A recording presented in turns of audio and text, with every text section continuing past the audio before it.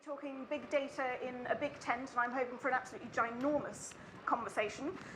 My name is Camilla. I'm Policy Director at the Coalition for a Digital Economy, or Coadec for short. We are not the camera company. We are a non-profit that lobbies for policies that help startups and scale-ups in the UK compete and grow and scale globally. Mevan, perhaps if we can start with you, an introduction and why you're on this panel, what you're hoping to talk about maybe? I was hoping by sitting here I'd go last, so that was a I like to keep things strategy. Live. I'm Mevan, hello. I am interim CEO at Democracy Club. Democracy Club collects all the data around elections, including polling stations and candidates, and a lot of that is made open. So it's a big part of the open data landscape that exists at the moment. We use that data to serve voters across the UK, giving them just the vital information that they need to vote. Before that, I worked at Full Fact. I was Deputy CEO at Full Fact, the UK's independent fact-checking charity, where we touched on a lot of big data issues. You can't really fact-check unless you have data to hold people accountable with. It's one thing for a minister to come out and make a statement with data that is private. It's another thing to then fact-check that openly and hold them accountable and see if actually that matches up. So open data and big data was a really big part of the work that we did day to day. And also at Full Fact, I worked quite a lot on building tools that help fact checkers around the world actually fact check faster. So building algorithms, building tools that actually take the data that exists, not just in the UK, but around the world, and seeing if we can take the next step and do things like automated fact checking for things that we have good, accessible data for. The reality is we can't. And we can't because there isn't good data openly available in a lot of countries, including our own. The UK actually does a lot better than a lot of other countries because we have things like the Office for National Statistics that go out of the way to put really fantastic data out there in machine-readable formats. But the reality is, around the world, that's not the same. Statistics are heavily politicized, as they still are here, and we're not really sure if we're measuring the right things to begin with. If I can just say one thing before we move on, I think that when we talk about big data, it actually leaves me feeling quite frustrated and sad. And I think it's because a lot of people talk about the big shiny things that we get out of having more data easily accessible, like personalized medicine, or we might have like more efficiencies and, I don't know, train times or whatever it is. Like pick a industry and it'll be better because of big data. That's the argument that is put out there a lot of the time. But with that, underneath all of that is a huge infrastructural problem, a massive, substantial infrastructural problem. It's almost as if we're talking about what's the next shiny train that's come out and how many people can it hold and how fast can it go, but we haven't laid down any of the tracks. So they're not going to go anywhere. And it's one of the things that I would like to bring out in this conversation is actually what are those big infrastructural problems and how can we unlock that? Fantastic. You've thrown a lot of things into the pot, yes. And with a great metaphor as well. Martin, can I have your introduction, your opening remarks? Please? Sure, thanks very much. So I'm going to be talking about some of the shiny trains, but we should be talking about the tracks as well. I think that's actually a really great analogy. So I'm Martin, and I work at the Tony Blair Institute for Global Change. And in particular, I work in the Technology and Public Policy Directorate. So we're interested in the intersection of public policy and technology, and where we can be making the most of technology that's available to us today and in the future to optimize technology to maximise the benefits that we can get from it, but also mitigate the risks that also come with it as well. Prior to my policy background, I was in academia, and I was in science for a number of years, and that really colours my view of data and where I think the value of data comes from. I mean, for me, data is the real empirical evidence that underpins everything that is reality, as opposed to what is not reality. And maybe that's saying a bit too much, but I think it's important, that we're understanding what's really going on to be able to make informed decisions, and to be able to make the best policies that we can. And I think we're at a very privileged juncture in in history at the moment, where we have all this technology available to us at the moment that can generate vast amounts of data at levels of detail that we've never been able to do in the past before. And we also have the technology to actually be able to store and access that data, and also technology to be able to analyse that data and actually make use of it to really transform society. So it's a great pleasure to be asked to come and speak on this panel, and hopefully we can help make the case that big data is a big opportunity for us. Fantastic, thank you. Catherine, your introduction, your opening remarks. Thanks. So I'm Catherine Howe. I'm the Chief Executive of Adur and Worthing Councils. So we're two small councils down on the south coast, not in Brighton. But if you read the Times yesterday, we are one of the 6 coolest places in the country. So there we have it for Worthing. I suppose my perspective on this is slightly different. My background is sort of like twin track. So my research background is around digital democratic innovation. So really, how does technology help democracy is a big area of focus for me. But my professional background is as a technologist, and so sort of a lot of work around digital transformation. So in getting the chief exec's role, I'm probably the first person who's in my kind of position who has that digital background. I've got this sort of running theme about be careful what you wish for, because I'm now in the position of having to do all of the things which I've been wanging on to people for years that they want to do. So yeah, and actually, and I suppose the perspective that I have on big data is slightly different. So firstly, in all of it, and I think if we can be making more data-informed decisions, we are undoubtedly going to make better decisions with what are ever scarcer resources. I think, though, that there's a real danger around it. Firstly, around really just thinking about data as being things that you can count. I'm a social scientist by trade, and so for me, the stories of place, the lived experience, that narratives, that sort of more ethnographic data is as valuable, but it's incredibly hard to capture and scale in the way that some of the numerical data is. And I also think it's really easy for people to lose sight of themselves in the data. And how do you make data relevant for communities, to support communities to make better decisions for themselves? Because I think one of the dangers of big data is that we end up going down a path of the expert technocrat, and we lose that ability to serve our communities and our communities to serve each other more effectively. So I suppose just sort of rounding up in terms of where I hope the conversation goes, which is that I share the enthusiasm for what data can do with us. I also share the concern about the train tracks not being there. And I personally carry quite a lot of rage about how much of my data is locked up in crappy proprietary legacy systems that somebody's sold me for too much money. Not that, just like speaking personally. And I think there's a question about how do we make this work for everybody, and how do we also think about how we bring people into a conversation which is data rich, so that we're also bringing power to people with that data, not just being better at taking decisions on other people's behalf. Well, thank you. And George, your opening remarks, where you're coming from with big data. Great, thank you very much. George Freeman, Minister for Science, Research and Innovation. I've been in Parliament 12 years and was 15 years in mainly biomedical, clean tech and agri-tech technology financing before.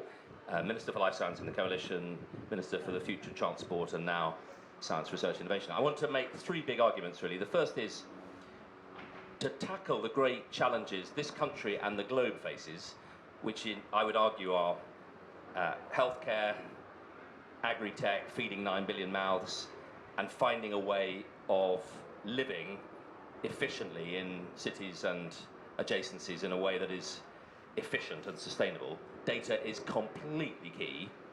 Secondly, if we're really going to modernise government, we're going to modernise citizenship, we have to break the self-serving, stale bureaucracies of old-style government, to your point, and empower consumers and citizens. And digitalisation is a profoundly empowering technology.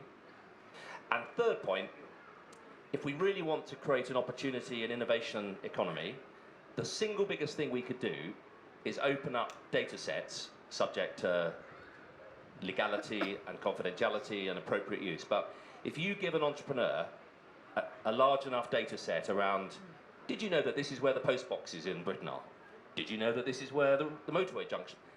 That in itself is a profound trigger and stimulus to innovation. A lot of entrepreneurs would just like to know what government is already doing at the moment, and that in itself will drive a lot of entrepreneurship. We did it before. We opened up the Met Office data. It was the biggest catalyst to UK leadership in Met apps, in climate apps, in a whole raft of digital technology. It cost us nothing. We just opened up the data sets. Nobody's died, nobody's suffered, millions have benefited. So 3 arguments, and I'll just unpack them very briefly. The first point, in healthcare, hands up all those people who are worried about the use of digital technologies and data science in the discovery of drugs and the development of treatments and diagnosis. 1 or 2 people. Hands up all those people who think that data in healthcare is a force, provided it's used properly, is a force for good in the discovery of drugs, the development of new diagnostics. Yeah, phew, fantastic. Because I think the marches down Whitehall should be, what do we want? Patient rights to patient data. What do we want? A digital NHS. What do we want? Accurate diagnosis. What do we want? Drugs that are designed for real people. Not, what do we want? A cardboard and paper NHS, where your paper records are stored in large crates. Each hospital has a warehouse with your paper records. We're running the NHS still largely on paper and cardboard. It's not fully digitalized, and it's a time bomb waiting to happen. It undermines patient safety, it undermines the ability to diagnose properly and to treat properly. It's a really, really serious point. Secondly, in net zero, hands up all those people who would love to know what their personal, family, household carbon footprint is. Yeah. Wouldn't it be great, and I want to suggest we haven't got a prayer of delivering on net zero unless we match the big government initiatives, the hydrogen economy, the HS2, the railway, all that stuff, with just putting in families, household, businesses' hands the ability to know where they are on the journey and allow them to be scored so that we can flood in ESG money. There is a wall of investment looking to back successful projects. Unless we have some data around what's successful, we're never going to connect those two, and we'll never help families, households, businesses to begin to go down the journey. And thirdly, in agriculture, hands up all those people who, when they buy a product like an apple or a pint of milk or a loaf of bread, would love to know whether it's 0 or 99 out of 100 on the scale of being a green product. Hands up all those people who'd love that, yeah. Yeah. Hands up anyone who wouldn't like to know what the properly measured carbon footprint of their food product is. Absolutely no one, yeah. So wouldn't it be amazing if we could have digital agriculture?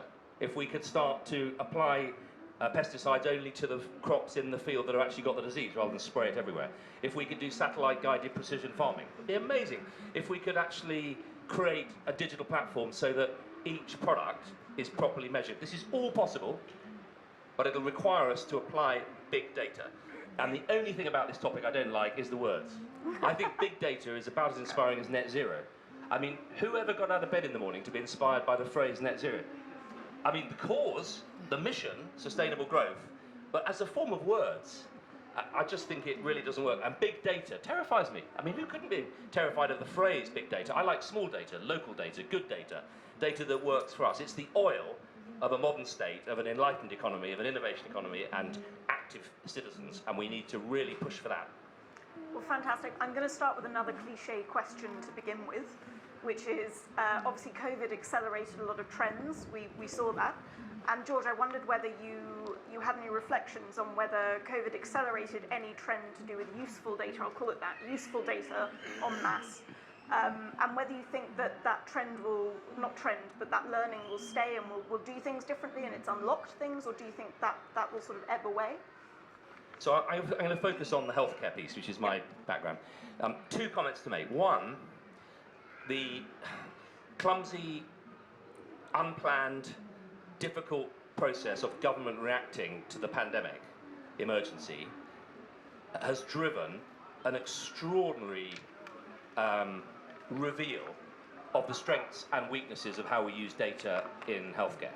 So on the strength side, the fact that we were able to sequence the genome of the virus here in the UK because of our investment in genomics was an amazing application of data. That's why we were able to do it. The fact that we were able to put together the world's biggest clinical trial, bigger than the next 10 put together in 3 months, is testament to the ability of the NHS to be able to, through a digital system, enroll patients in trials. Amazing. The ability of us to begin to properly track the outbreaks across the country. Amazing.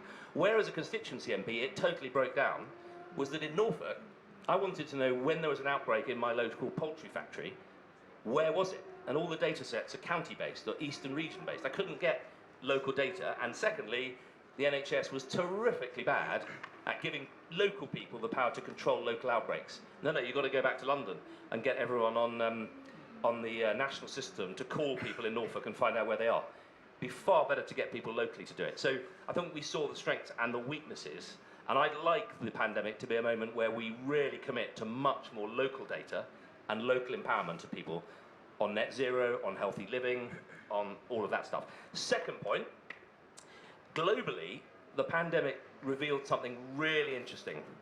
The health economic resilience of countries, cities, companies. It was the biggest test globally of our health economic resilience, and all the traditional metrics that have been used by the WHO and OECD were found completely flawed. So the WHO and OECD metric on health economic resilience showed two countries were the most resilient. Can you imagine which ones they were? They were the two that proved to be the least resilient compared to their GDP. It was America and us. And why? Because we have a huge underbelly of health inequality, obesity-related chronic disease, which left a lot of people vulnerable. Anyone know which country proved to be the most health economically resilient? It was Estonia. And that's because Estonia is the digital country par excellence. So, and one of the things I did when I was out of government for 18 months was set up a Health Economic Resilience Commission called the Reform for Resilience Commission, R for RX, and we've got 3 global hubs, and we're doing the research around what the pandemic really showed about health economic resilience. And if we started to score which countries, cities, companies are really health economic resilient, fascinatingly, it maps onto net zero, and it would start to really shine a light on how we can deliver healthy and sustainable economies. Well, thanks. Catherine, did you have anything you wanted to add? Yeah, I suppose if you I tip my pandemic on its head, if you like, which is that one of the frustrations for us is that I didn't know where the most vulnerable people in my community were, because that data was locked up in various systems. So it's either locked up in universal credit. If you do anything about that, I'd be really grateful. So the universal credit data isn't available locally. The Revs and Bens data, which would tell me where I've got vulnerable people, that's locked in proprietary systems.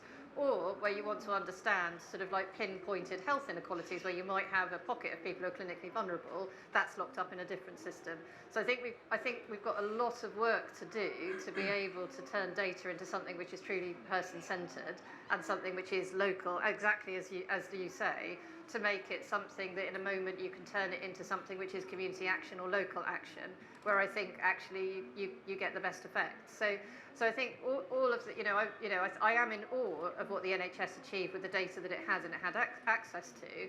But if you look at it from another perspective, it was shocking how invisible many of the challenges of the pandemic were, and how, as a result, communities were organising themselves in WhatsApp group, which is amazing and what communities do, but not what the state could have done to help them. Yeah. Do any of the other panellists want to come in on the question? I think just building on Catherine's point there, it also really highlighted the need for sort of coordination at a global level with data sharing and being able to see what's going on at a local level across the globe and being able to act on that globally. So, for example, where we saw Omicron coming out of South Africa, that was caught very quickly. And to George's point, that was thanks to the genomics that was already implanted there and giving us the data that, okay, there's a new variant of concern here, and it's spreading in this geospatial area, and it's spreading at this rate, and we know this much about how infectious it is, and actually other countries around the world need to be starting to think about, beefing up security at the border, or whatever it was. And obviously there's been other variants as well where the data has told the opposite story, and people have been able to stand down and say, actually, we don't need to be worried about this one. And that's really important in getting, we've seen the effect on the global economy that, getting the right response to different variants has. And now we've set up these systems, or we're setting up these systems of global pathogen analysis and surveillance, where we can, quickly identify and monitor variants of concern, but also new pathogens altogether. All data-driven, but it's all at a global coordination level that makes that effective. No, sorry, do you want to come in? I do. I want to talk about the this idea of going down to the local level, and you mentioned like post boxes, for example, or knowing what you're doing in your local area, and actually understanding the different, essentially comes down to address data and street data, understanding the different wards, the different streets, different postcodes, the different buildings that exist in those postcodes. The data that exists on that is a fucking mess, basically. And there's one company that owns it publicly, puts it out, you can get it off them. But then there's the commercial companies that finds the mistakes in that data and then sells the answers to that to people who want to get the correct data. So we've got like open public data that's terrible, and then we've got companies fixing that public data for monetary gain.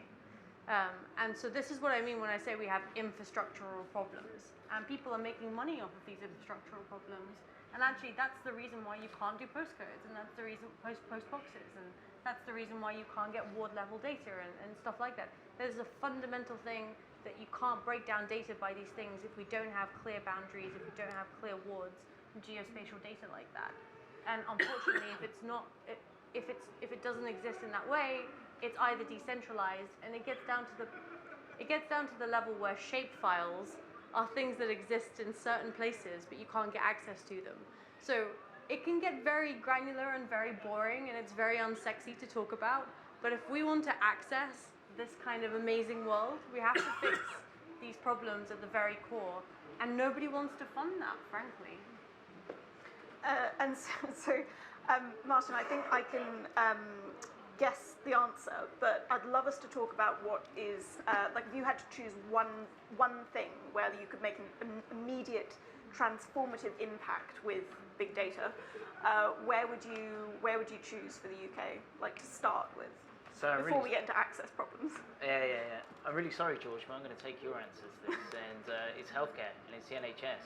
And I think, building on the points you were making earlier, it's incredible that we're still in a position where we don't have everything digitized, right? Where things are still paper-based. Where up until a year or two ago, the NHS was the biggest purchaser of fax machines anywhere in the world. I mean, that's insane. But I think, to answer your question, the one really big opportunity is within electronic health records. And this sort of comes back to your point about actually some of the tracks that you can then build the trains to run on. Because at the moment, I think around 70% or so of NHS trusts have electronic health records. And this sounds a bit boring, but these are basically, electronic versions of your entire medical history. So, what illnesses you've had, what vaccinations you've had, how you've responded to different treatments, what allergies you might have. But having that on an electronic and digitized system where, doctors and nurses or other health professionals can access that at the tip of their fingers, that's incredibly helpful, of course, for them to be able to make decisions about how to treat you in any given circumstance. And at the moment, if they've still got to, scratch around and try and find records from your pharmacist, from your your dentist, your GP, etc., and pull that all together, is incredibly inefficient, and probably also leads them to make less good decisions at times as well. Now, the other problem with the electronic health records is at the moment they're not completely interoperable. So I come from Devon. If I have half my data down in Devon, and now I live in London, and half my data's in London, but I get hit by a car when I'm happen to be here in Bristol, they've got to pull information from all over the place, and there's not a singular system, or at least a single interoperable domain in which all that access is singularly available. And in the 21st century, that just astounds me. And the technology is now there. For a long time, technology was a barrier to that, because the amount of data that would be have to be held in such a system, which is too large. But now we've got the cloud-based infrastructures that we can rely on. It's really a question of investment. George, did you want to come in on what's the one place you would choose to focus to have big data disrupt? Well, I genuinely think net zero and health are two very interrelated issues, and we're not going to be a fit country unless we also get out of our cars and stop eating garage sandwiches and building homes that are designed for commuters in cars. I mean, health and net zero go hand by hand. I'd go health probably, but here's the point I was going to make, that having been the first ever Minister for Digital Health, because when I arrived as Minister for Life Science, it was very clear we are no way going to unlock the power of this country as a biomedical research engine on cardboard and paper. And in fact, we are falling now quite fast down the league table of international life science countries because of the lack of digitalization of our health system. And I just observed this, that as well as digitalizing, we need to move and shift the paradigm from NHS and Department of Health procuring, placing huge contracts with big software companies to digitalize the whole system, to a bottom-up model where we insist that patients have right to having an electronic health record, that the system has a duty to make sure that wherever you have an accident, God forbid, on the A303, the ambulance turns up and it's got your integrated electronic health record on their system and they know what drug to give you. And if we shift it to a paradigm of patient rights, and make the system dance to the tune of the patient and their condition, not the convenience of the administrative silos of managing the health system, then I think it would start to work in an integrated way. And we'd also get away from this business of massive multi-billion-pound contracts to big software companies, which end up costing far more. And you get into a situation where local GPs say, we want a bit of software that'll help us do this. And you create a market for lots of little companies and lots of little apps, which is what Britain should be doing. And so, Catherine and Mevan, I'm sure you may have a comment on that, but I also know that you've both referenced, look, there's all these amazing things we can do, but we can't do it just yet. And I wondered whether you two wanted to talk about, like, what do we have to start doing to make this data work for us? I think there's sort of like, who doesn't like the health example? I mean, I think the health data is clearly potentially transformational if it's done right. I think there's a question in it though, and this is about how do you, it's really shocking that we know much more about people than they know about themselves. It's not just in the health system, but it's in the, it's in all the systems of government, and also all of the stuff that we just kind of scatter around the internet about ourselves quite casually.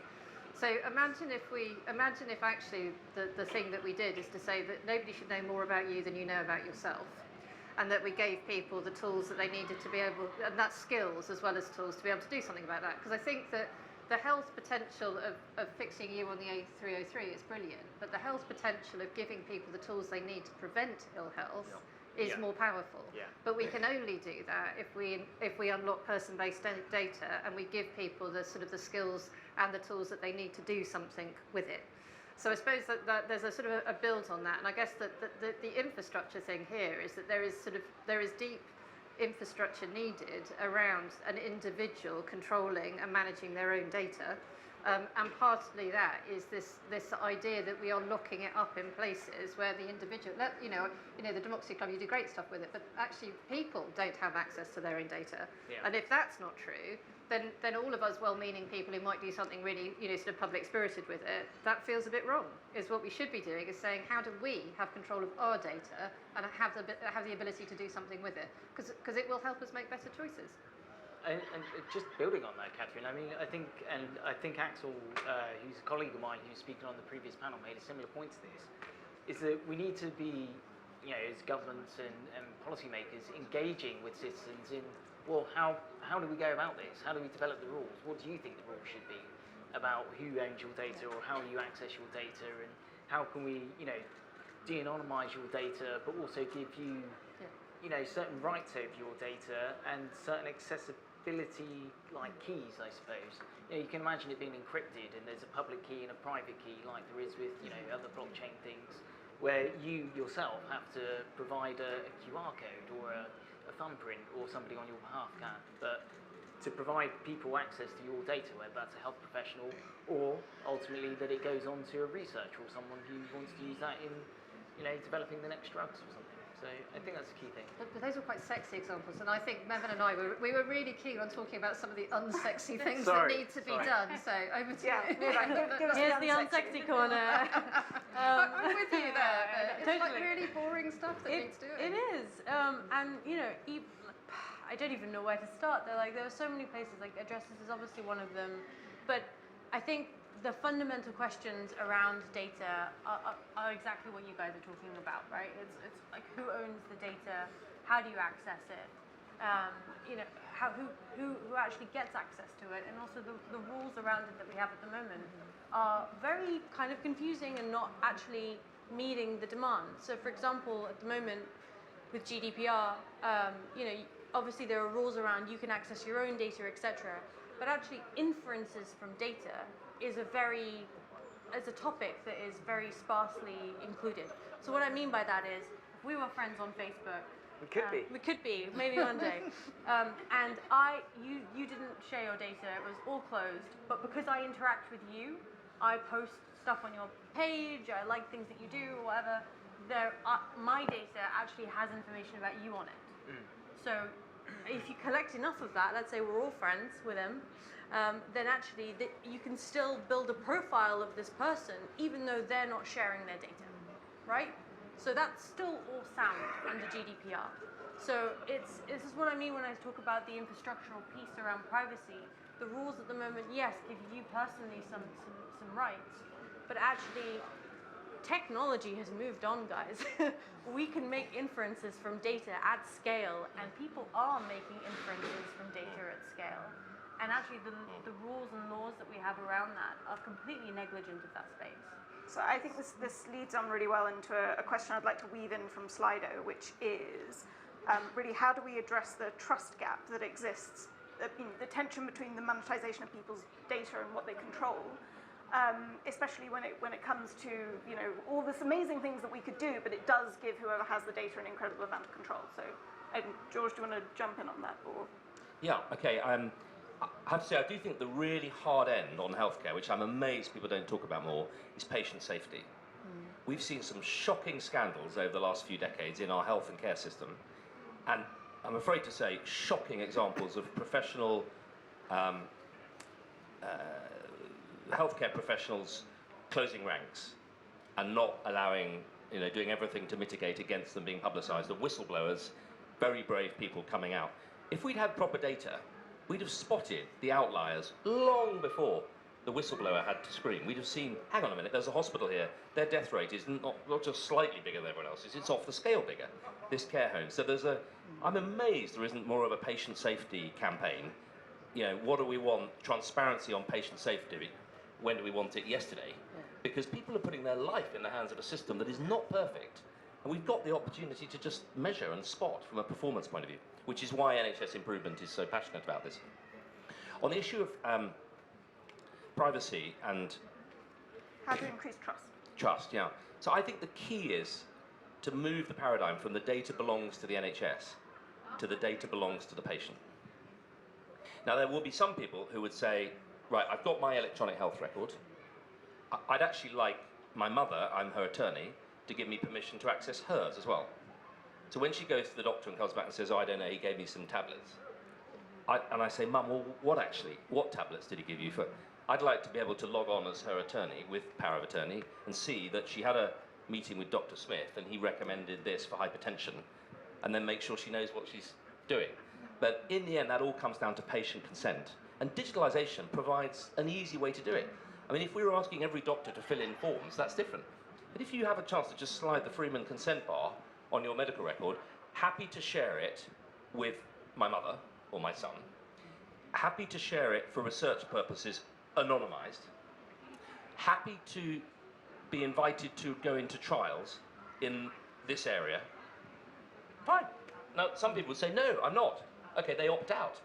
But millions of people would opt in, and it would mean we could be catapulted into getting much quicker access to new treatments, much better patient safety. But if you say the NHS, I was the minister literally charged with making this decision, you can never, as a minister, take the decision on behalf of 78 million citizens. You just can't do it. I've had the finest minds in Whitehall trying to find a basis for giving permission for all data to be, you just can't do it. So you need to let citizens do it, and they'll do it for you, for us. And George, you know what? The NHS app is a great way of being able to do that. It's a really open door into the NHS, because already you can do things like that with organ donation, right? You can literally tick it, yeah, I'm happy for my organs to be donated.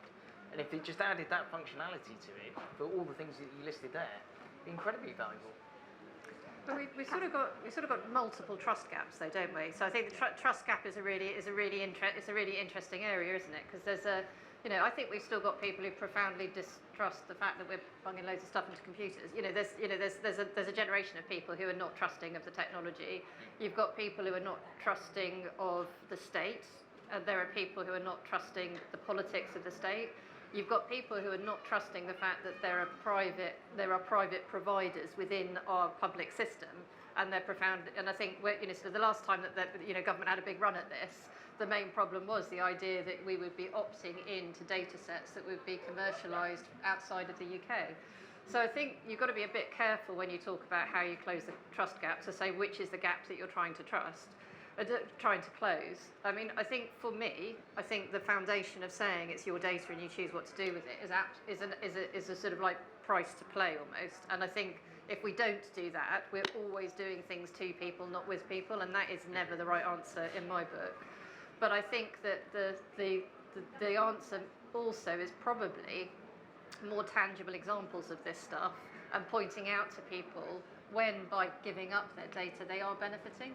Because I think there's quite a lot of the shiny trains. There's quite a lot of the big data's marvellous, but actually, how has it helped in your life? Where is it making a difference? How do you make it person-scaled for people to be able to understand it, they can touch it, they can trust it? Just as an aside, I think that if you're talking about health data, I don't think you will ever get the British public to be comfortable with the idea it's being sold off. I think the NHS is too deeply rooted in our DNA as a nation to be able to ever be comfortable with a situation where that's happening without a huge amount of transparency and quite a lot of public dialogue. And I think it's really good that that's not the direction of travel because it just won't work. I think sometimes there's also a trust gap because people's expectations are not being met. So, for example, we work a lot with democratic data. If I told you that all of the polling stations in the country and all of the candidates who stand for election, there's no centralised list of them until 12,000 volunteers get together and make that happen, it's pretty mind-blowing. You expect places like the Electoral Commission to have that, and they don't. They get it from us. And we're 12,000 volunteers and a bunch of techies, and a non-profit, by the way, that could go bust within 6 months. So this is what I mean. The expectation is that people assume on voting day, I've got a polling card, I should be able to go on a website and just find out where I'm voting and who I'm voting for.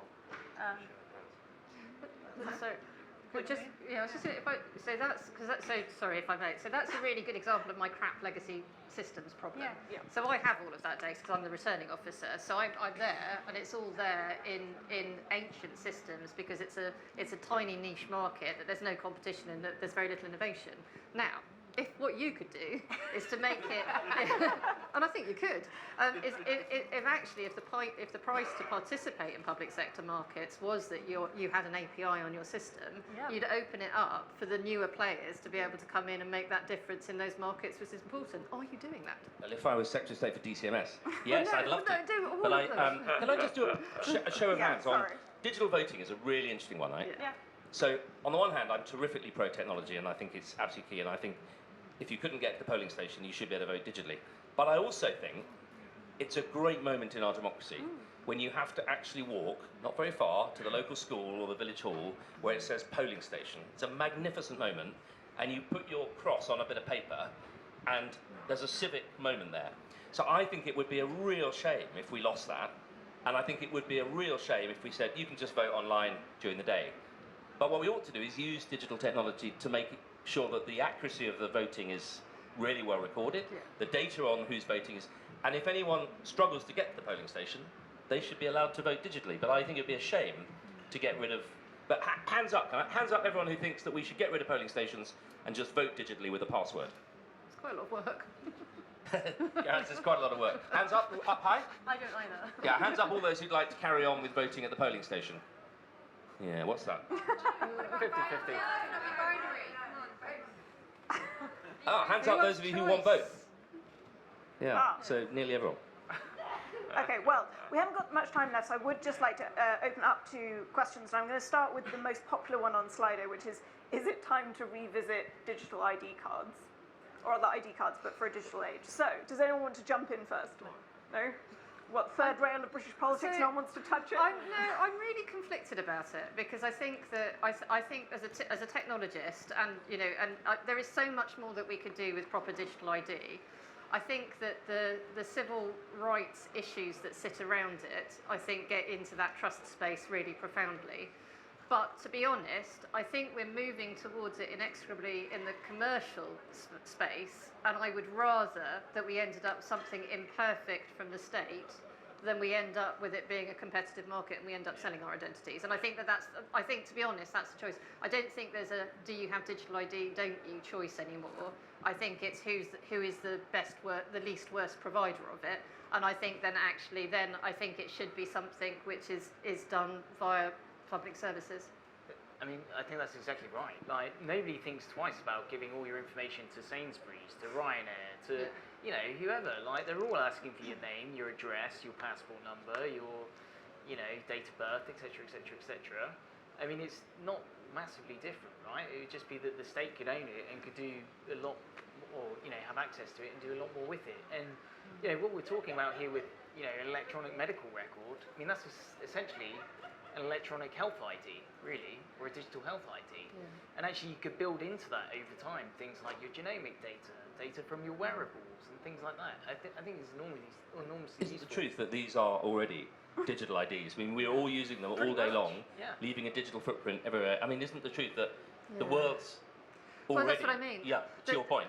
The question isn't, do we want digital ID? We've already got it. It's, do we want government to be able to use it to deliver better services? Or do we want it to be regulated and managed in a way which is going to be effective for all? Because there's something, there's a privilege in the way that digital identity is working now, which doesn't work for some of the most vulnerable people in our society. So I think there's a question about when are you actually stepping into a market failure rather than actually innovating. And I would argue digital ID is an area where there's now market failure because either you're rich and you're in the Apple universe, which is actually quite tightly controlled data-wise, or you're roaming around just vomiting your data on various commercial providers, because they give you services. It's not right, so we're going to have to do something better. Completely agree. I wondered actually if we could, so someone has asked a question, Alicia, on Slido that references that, which is, what about digital poverty? And I do think this does touch on the fact that we've all assumed we all have a phone, we all have ways of interacting digitally. Do you think, you just have to keep another option open for people, or do you think we have to sort of have a state-mandated phone, or, how do we cope with digital poverty? So one of the bits of big data stuff I'm doing at the moment is predictive analytics around understanding who in the community is moving from coping to not coping financially. So we're looking at layers of poverty at the moment: food poverty, fuel poverty, water poverty, hygiene poverty, data poverty, technology poverty. These are all layers of it. But if actually we're starting to organise the world and the state in a way that you can't even get into dealing with your other kinds of poverty unless you have some access to technology, then we absolutely have to address that. And so I think there's something which is not, I don't want to keep face-to-face options open just because some people can't afford them. I want to get to the fact that it's not okay that some people are digitally excluded, and I think that's the real problem. It feels like a bit of an elephant in the room when it comes to social media, in terms of the data that they already have on us. Mm-hmm. There's sort of leaked reports where they've got huge amounts of data in terms of, say, the use of Instagram, and they're able to map that and sort of diagnose people's mental health conditions before they even know they have them. And in terms of the data that these private companies have access to, is there any sort of ministry of data that could be created that would have oversight to be able to take this data and use it for the good of sort of the public? That follows on very well. We haven't touched on much on the sort of artificial intelligence, machine learning side of that big data set. The biggest problem, of course, though, with opt-in only is the skewness that comes from, let's say over 60s don't opt in, everyone else does. That presents huge problems for these models. Is there not an argument that actually, just getting everyone's data without them giving a choice could be the way forward? Because some of these models they've got astounding results, what they can predict. Yeah, I had a question about the general consensus on the panel about digital IDs, and this idea that if you give your information to Ryanair, for example, they have information on you, give it to Sainsbury's, they have information on you. I think there's something very different psychologically about giving your data to the state in a way that, because that can restrict them in a different way. Like Ryanair can stop you flying on Ryanair, Sainsbury's can stop you shopping at Sainsbury's. Yeah. But there's a sort of thing about digital ID being done to prevent people, citizens, from doing things. So I don't think it's the same thing at all. And I was very interested in the consensus that you had. It seemed like there was a real consensus, and I see them as quite different. Even though our data's already out there, I understand that. That is a very fair point. For the record, I don't agree on the digital ID point. So, but I do think there is like IDs. There is data already that exists for like banks and credit checks, etc., that is held on us that actually has a lot of power over our lives as well. That is also not really looked at very intensely. On the AI and machine learning point, no, I don't think we should just take data from people and make models. I think that is dangerous, and also the data depends very much on which space you're taking data from. And I think we've all pretty much agreed that the user should have access and rights over their own data and to opt in. There aren't actually many opt-in options for like the large models that I've seen so far. I've seen a few people attempt to kind of do opt-ins for machine learning, but actually they've not been funded. They only like end up being a Chrome extension, and the big tech companies don't need anyone to opt in because they already have the data. So on to the social media point very quickly. Governments need to do more to ask for this data to be out there, basically. It's like the smoking lobby back a long time ago, and we had to make that data public before we could do anything about it. George, I fear the tannoy is going to go off, but do you want to round us off with your closing thoughts? Or? Well, only that there is a really good example in healthcare of, I think it's the big one actually. 10 years ago, we set up Genomics England. So we got 100,000 NHS patients who volunteered to share their hospital records and combine it with their genomic records. So they had a genotype, full genotype, to provide the world's first database for genomic and phenotypic hospital data integrated to be used for research. We then connected it to Biobank, which is the 500,000 patients who've given their tissue, their blood, for medical research. So we now have 500,000 people who've voluntarily given their resources. It's created the world's biggest database for genomic and phenotypic research. The next most powerful thing is to use some AI on it to work out what the patterns are. I mean, your genomic database, your whole genomic sequence is vast. You need a massive computer to be able to look at it and say, how interesting.